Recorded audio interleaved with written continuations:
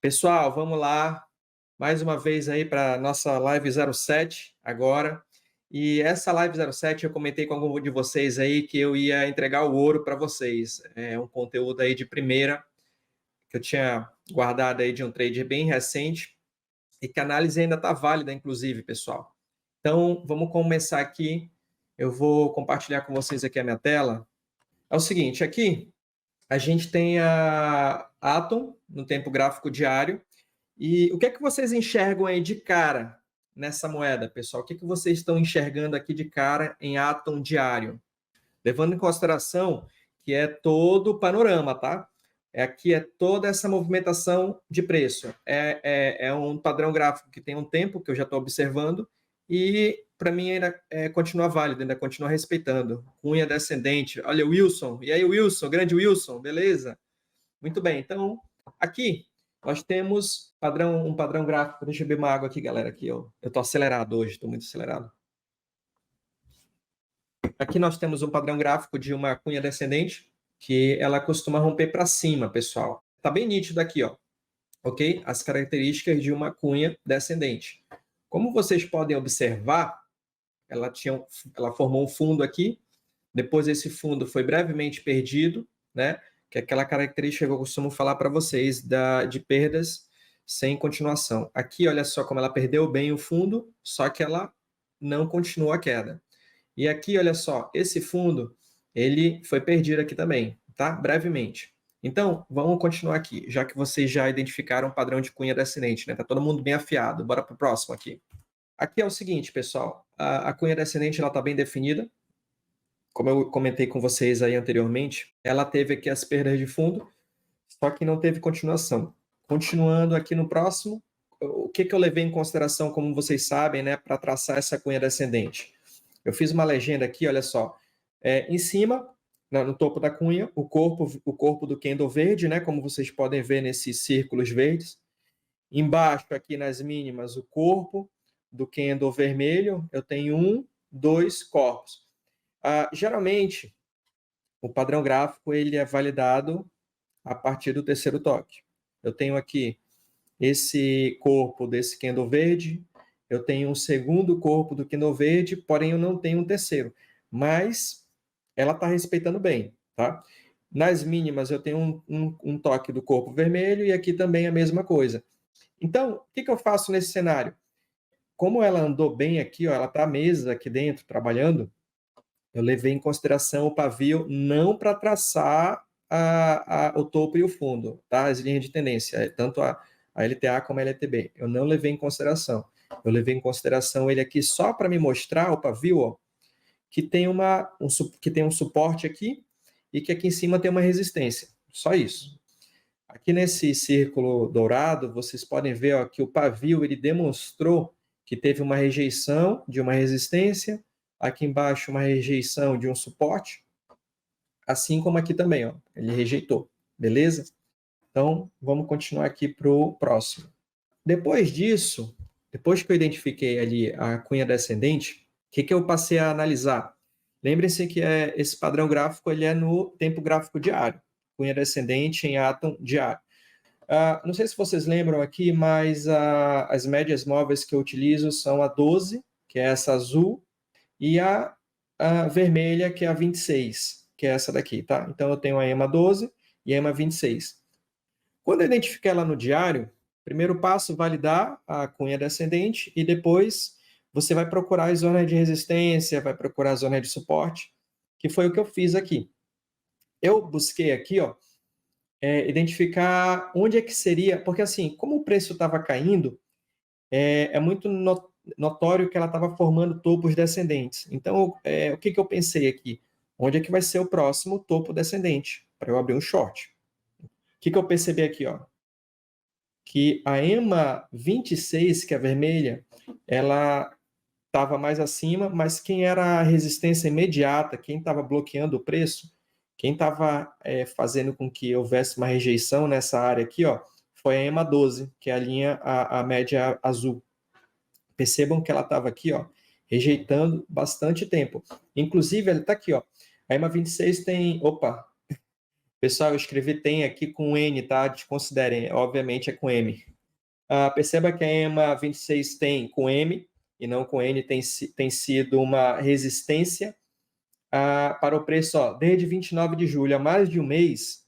Hoje são 11 de setembro, né? Então, mais de um mês, essa EMA 26 aqui, ó, também, junto com a EMA 12, ela tem agido como resistência, tá? Tanto a 26, que o preço, aqui, ó, ele chegou até próximo da 26, né? Mas a 12 também, ela tem agido como resistência. Aí, agora vamos para os topos descendentes. Muito bem. Aqui, ó, sem aquela marcação vermelha, dá para ver aqui, ó, a EMA 12 agindo como resistência, né? A EMA 12 e a 26 logo acima, ok? O topo descendente, o primeiro topo descendente, que foi a partir do momento que eu identifiquei, se você puxar a ferramenta aqui, ó, retração de Fibonacci, o que acontece? Aqui, tempo gráfico diário, ela deu uma pernada para baixo. Então, eventualmente, ela tem que retrair. Vocês lembram que o preço ele não cai direto. Ela vai fazendo uma escadinha e caindo.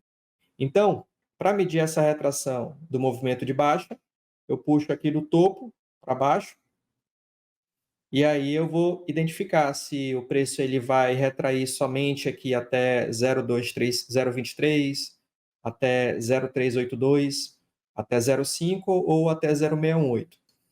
Inclusive, também podendo chegar em 0,786. Eu comentei, eu acho que na live passada, que eu alterei aqui a coloração, as cores da minha ferramenta retração de Fibonacci, justamente para deixá-la em evidência a minha zona de interesse. Então, aqui vocês percebam que o preço ele retraiu até 0,5. O que a gente tem de observação? Puxando a ferramenta retração de Fibonacci, é possível notar o quê? A formação de um topo descendente. O volume comprador aqui, que é o principal. Em toda live eu menciono com vocês aí sobre a questão da leitura de volume. Olha só como é que está o volume. Nessa barra, o preço, ele naturalmente, para fazer essa retração, o volume estava alto e depois o interesse dos compradores ele foi diminuindo, foi reduzindo à medida que o preço ia alcançando essas regiões aqui, 0,382, 0,5, 0,618.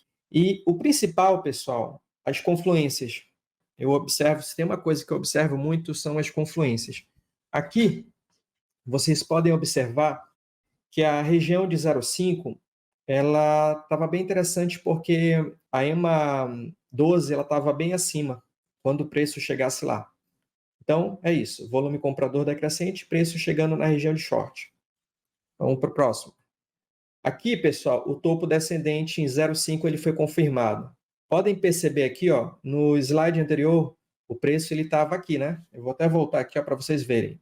Estávamos aqui, uma região bem interessante, com esse volume aqui já era, e essa EMA 12 aqui já era um sinal muito bom de short, porque percebam que o preço estava um mês sem superar, sem romper a EMA 12, que é essa azul. Então, short na certa. Topo descendente confirmado aqui, nessa região. Depois disso, que ele confirmou o topo descendente na região de 0,5, qual que era a maior probabilidade? Né? Eu fiz um post aí, talvez tenha uns 2 meses, sobre o fato de que continuação é mais provável que reversão. Né? Então, se o preço está vindo ali numa tendência de baixa, é mais provável que ele continue numa tendência de baixa. E depois disso, eventualmente, ele vai reverter a tendência, né? vai mudar da tendência de baixa para a tendência de alta. Topo descendente confirmado. Então, considerando que é muito mais provável que ele continue fazendo um topo descendente, o que eu vou procurar em seguida? Vou procurar o quê, pessoal? Um outro topo descendente. É isso. Vou procurar um outro topo descendente. Tanto é que, olha o que aconteceu aqui. De novo, o preço veio. Eu estou agora medindo a retração desse movimento aqui, de baixa. Da mesma forma, primeiramente, nós medimos a retração desse movimento. O preço retraiu até a região de 0,5 no slide anterior. E agora, nesse próximo topo descendente, eu vou medir essa retração dessa pernada de baixo. Aqui tem uma pegadinha. Eu estou continuando aqui no tempo gráfico diário. Né? Percebam aqui ó, que eu até eu até coloquei uma observação aqui, ó. Diário, próximo topo descendente, porém tem uma pegadinha. No topo descendente anterior, eu falei que Opa, quase que eu dou a resposta. Qual é a pegadinha que vocês acham, pessoal? Vamos lá, Felipe, Leandro, Christian. Alguém me fala aí qual é a pegadinha? Pullback? É um pullback. É um pullback para o topo descendente. Mas qual é a pegadinha aqui? Olha só, eu vou voltar aqui o slide. O que a gente percebeu aqui, ó? Olha como é que estava o volume nesse topo descendente anterior. Ele estava baixo, estava um volume comprador decrescente, eu tinha pouco interesse dos compradores. Só que olha o que aconteceu nesse próximo, exatamente, Diego Braga, aí, ó, volume subindo na correção. Isso aqui assusta o caboclo, deixa o cara doidinho. Essa configuração aqui desse volume deixa o cara confuso, aí o cara vai querer abrir long, o cara, enfim, estava subindo com volume aqui, ó. Olha só, eu tenho uma escadinha. Eu tenho aqui, ó, um volume comprador, depois eu tive mais interesse comprador e nessa terceira barra eu tive um mais interesse comprador. Então, o que que isso me diria? Naturalmente, que o preço ele chegou até 0,5, só que há uma probabilidade de o preço chegar até 0,618 ou pior ainda, até 0,7. Porque geralmente o cara que entra em 0,5 ou 0,618, ele coloca o stop acima de 0, na região de 0,786. Se o cara entra, é um stop bem seguro, né? Se o cara entra em 0,618, naturalmente o stop vai ficar em 0,786. Então esse volume aqui, ó, ele estava assustando. Estava dando a entender que o preço podia ir buscar ali, ó, 0,786. Até porque aqui, olha como é que ficou a EMA 12. Ela começou a ficar flat aqui, ó. No finalzinho, ela não estava mais caindo, como essa daqui, ó, nesse topo descendente, ela estava caindo. Mas aqui ela já começou a ficar mais retinha, começou a ficar flat, tá? Então, o que é que você faz quando você percebe que esse volume aqui está subindo? Ok? Exatamente, Cauê. O volume comprador ele está superando. Cada volume anterior está sendo superado. Então, aí você vai investigar nos tempos gráficos menores para saber qual é a maior probabilidade. Você vai investigar nos tempos gráficos menores para saber se realmente o preço vai parar em 0,68, se ele vai parar em 0,5, se ele vai realmente buscar 0,786 para iniciar uma nova correção. O que eu fiz aqui? Quem adivinha aí? Eu estou no tempo gráfico diário. Para qual tempo gráfico eu fui, galera? Digam aí. Eu vou dar as opções. Eu fui para o 12 horas, fui para o 4 horas ou para 1 hora? Hein? Qual tempo gráfico eu fui? Antes de eu apertar aqui, vamos lá. 4 horas, Carlos Wilson. Beleza, fui para o 4 horas. Eu fui para o 4 horas para investigar e saber se o preço ele ia continuar subindo ou ele ia cair. Aí aqui, ó, no 4 horas, olha que maravilha, pessoal. Olha só que belezinha. Quando eu cheguei no 4 horas, olha aqui, ó. O próximo topo descendente, lembrem-se que o padrão todo é no tempo gráfico diário. A cunha descendente no diário, os topos descendentes que eu estou investigando são no diário, só que foi o 4 horas que me deu toda a informação que eu precisava para saber se eu ia entrar short ou não. O topo descendente do diário estava sendo formado com o volume comprador decrescente no 4 horas. Pronto, está aqui, ó. Quando o preço chegou em 0,5 de FIBO. E aí? Me digam aí. É um sinal de short aqui. Entendeu? Além disso, olhem só aqui, ó. Pessoal, esse aqui é o meu último post do Instagram, tá? Esse aqui é aquele último post que eu soltei lá no Instagram sexta-feira agora sobre que o título era assim, rompimento válido ou manipulação. Então, aqui, ó, topo descendente do diário estava sendo formado com volume comprador decrescente no 4 horas, quando o preço chegou em 0,5 de FIBO, beleza? O preço chegou em 0,5 aqui, ó. Aqui é 0,5, comprador decrescente no 4 horas, short do brabo, galera. Aqui eu estou continuando no 4 horas. Qual é o cenário que eu tenho aqui agora? Eu tenho aqui um topo descendente do diário com volume comprador decrescente no 4 horas. O preço estava em 0,5 de FIBO. E 3, o corpo dos candles estava diminuindo de tamanho. Olha só aqui, ó. Zona de resistência claríssima, ok? No tempo gráfico de 4 horas de Atom, a gente teve volume de rompimento. Rompeu, ok? Só que a questão é saber se o rompimento foi válido ou não, se ele vai se sustentar ou não. Tivemos aqui um alto volume nesse candle para romper essa zona de resistência, só que depois, olha só, foi diminuindo aqui o corpo do candle e o volume, próximo de uma zona de resistência. Então, isso daqui, ó, é short. Tá aí, pessoal. Voltando para o diário, tá aqui, ó, topo descendente seguinte confirmado, ok?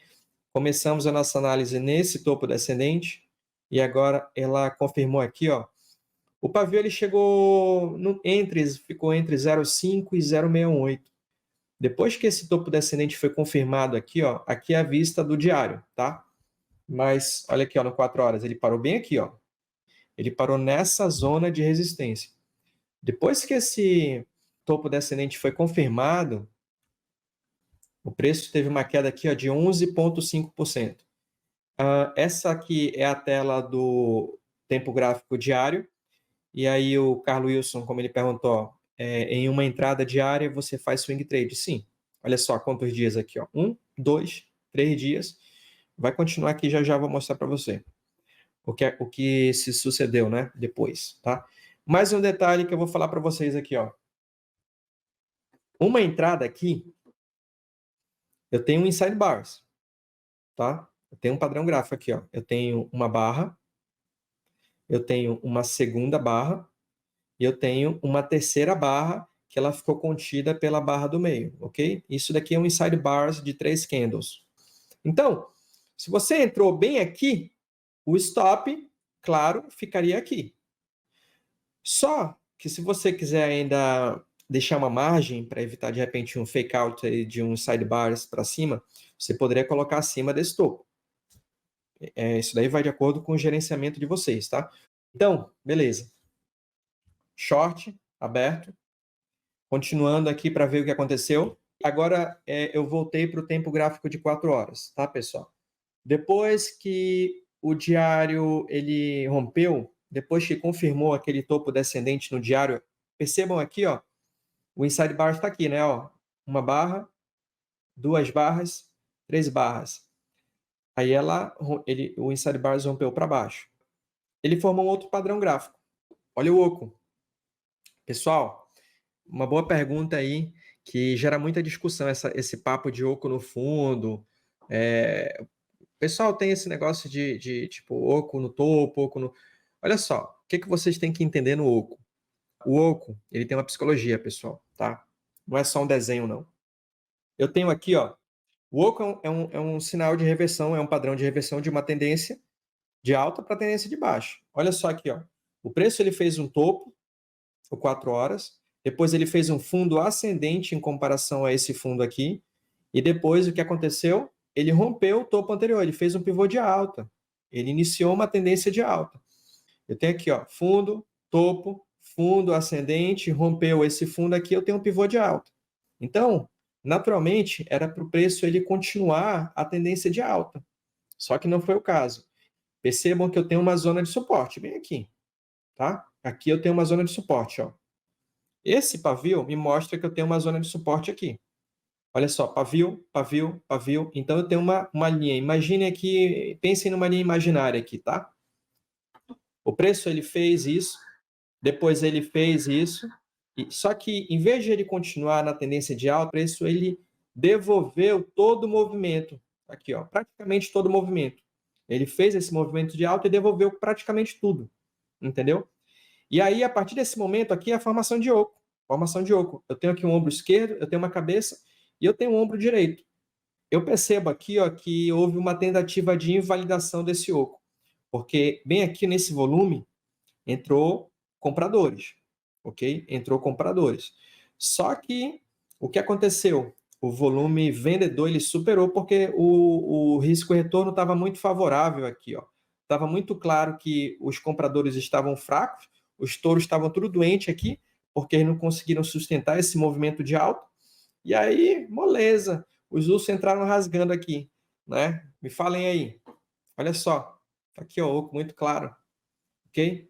Eu tenho aqui, ó, de novo, eu tenho uma pernada de alta, retração, pernada de alta, rompendo o topo. Então, eu fiz um pivô de alta aqui.